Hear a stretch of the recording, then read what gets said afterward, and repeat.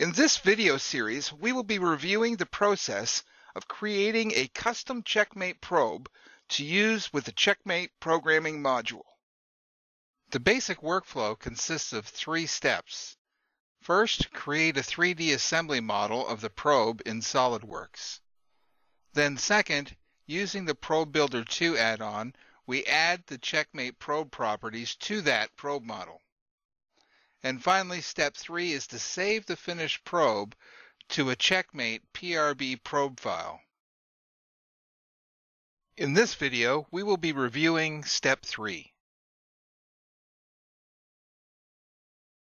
Now, we're going to save this probe model with all of the Checkmate probe properties that we've added to a PRB probe file.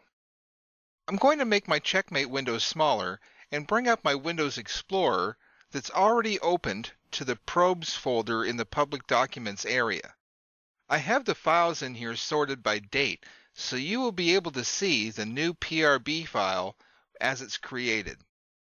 Still, on the Probe Builder 2 tab, we select Save to PRB File.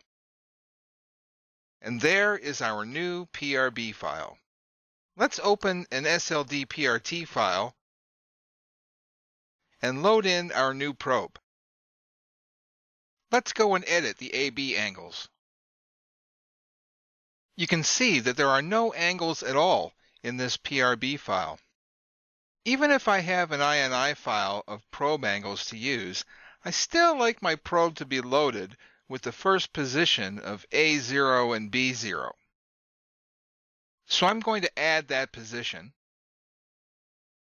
and then resave the PRB file. Okay, let's simulate this program I've already made and look at our new probe. Ah, beautiful. That concludes our video series of using the Checkmate Probe Builder 2 to generate a single Checkmate probe.